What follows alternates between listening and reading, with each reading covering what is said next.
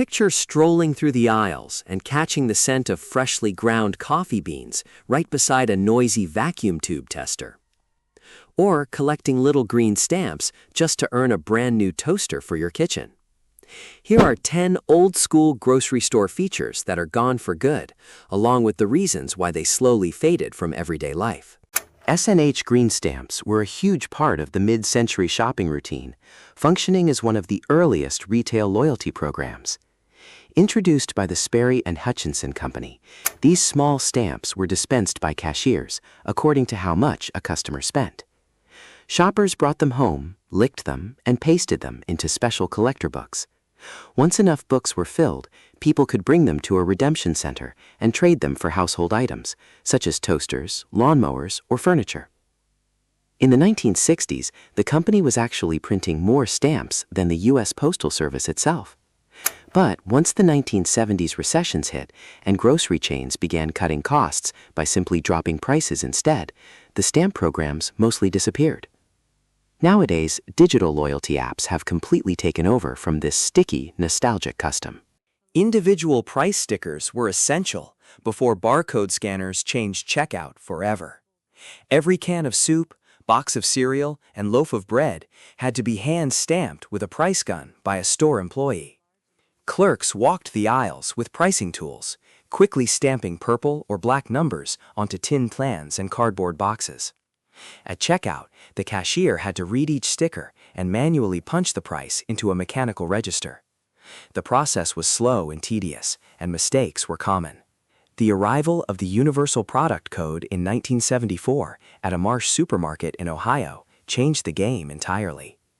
Once laser scanners became standard through the 1980s, the steady click-clack of the pricing gun disappeared into history. Shoppers barely notice today how much faster checkout became once that single change took hold. Vacuum tube testers were a familiar sight in grocery stores from the 1950s into the early 1970s. Back then, TVs and radios depended on glass vacuum tubes that often burned out, leaving families without their evening shows. Rather than pay for an expensive repair visit, people could pull the glowing tubes out and take them to their neighborhood supermarket. There, a large self-service machine let shoppers test each tube's strength. If the needle dipped into the red zone, a replacement tube could be purchased right from the cabinet underneath.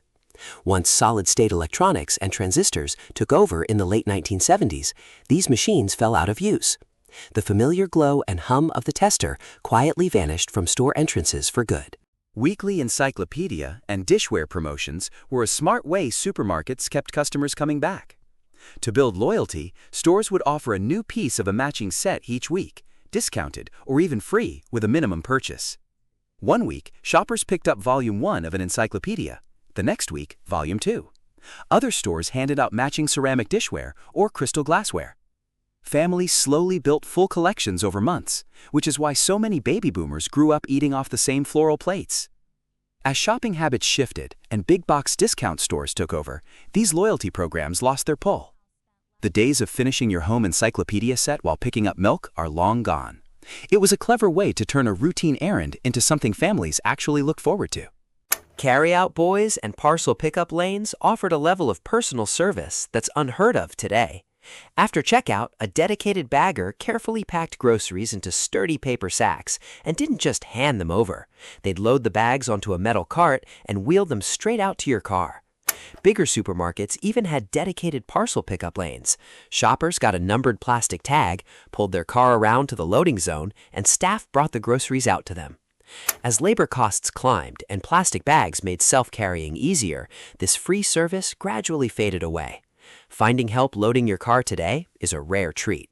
Returnable glass bottles were once the standard way people bought milk and soda, long before single-use plastic took over.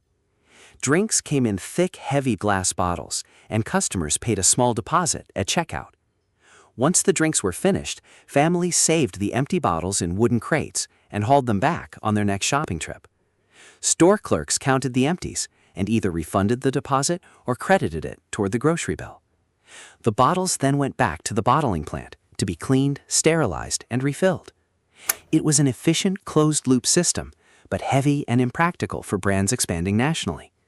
By the 1980s, lightweight disposable plastic bottles won out, and this eco-conscious practice disappeared. Ironically, what was once considered old-fashioned is now viewed as an early form of sustainable packaging. In-aisle coffee grinders created one of the most memorable smells of mid-century grocery shopping. Before vacuum-sealed pre-ground coffee took over, many shoppers bought whole beans instead. Supermarkets, A&P being a standout example, placed large industrial red grinders right in the aisle or near checkout. Customers picked their bag of beans, poured them into the hopper, chose a grind setting, and flipped the switch. The loud rumble of the grinder filled the store, followed by the rich smell of fresh coffee. As instant coffee and prepackaged grounds became the go-to for busy households later in the century, these bulky machines disappeared. That unmistakable coffee aroma throughout the store is now just a memory.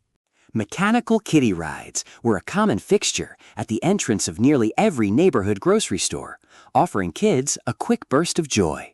For a penny, later a nickel or dime, children could hop onto a mechanical horse, a mini fire truck, or a toy rocket ship. The most iconic of these was Sandy, the mechanical horse, a beloved symbol of American childhood in the 1950s and 60s. Parents used the promise of a ride to keep kids behaved while shopping. The ride would rock and buck for about a minute, giving parents a short breather.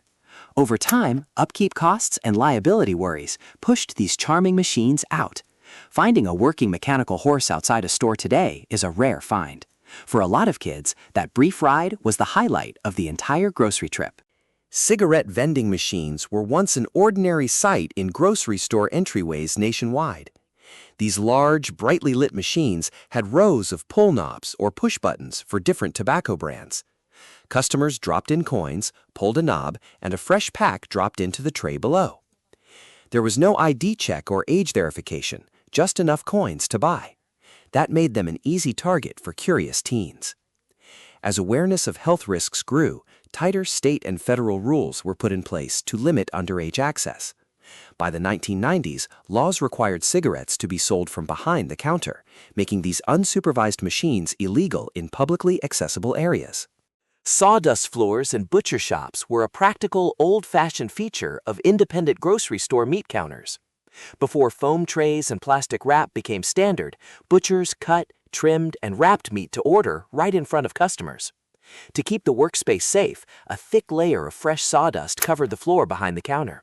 It soaked up spilled blood, water, and fat while giving butchers better footing. Each night, the dirty sawdust was swept away and replaced with a clean layer for the next day. As health codes tightened and tile floors became the norm, sawdust was eventually banned, closing out a rustic neighborhood tradition. Today, a butcher counter without a single wood shaving in sight would have seemed unimaginable back then. 10 features, 10 little pieces of a world that's completely disappeared. No more green stamps to lick and paste, no more coffee grinders rumbling in the aisle, no more mechanical horses waiting by the door for a penny ride. Grocery shopping used to be an experience, slower, louder, and honestly a lot more personal. Somewhere between barcode scanners and self-checkout kiosks, all of that quietly faded away. So here's the real question. If you could bring back just one of these features, would it be the coffee grinders, the carryout boys, or maybe that mechanical horse out front? Drop your answer in the comments, and if this trip down memory lane brought back a story or two, we'd love to hear it. And if you enjoyed reliving these forgotten pieces of the past, hit subscribe, because there are plenty more nostalgic stories just like this one coming your way.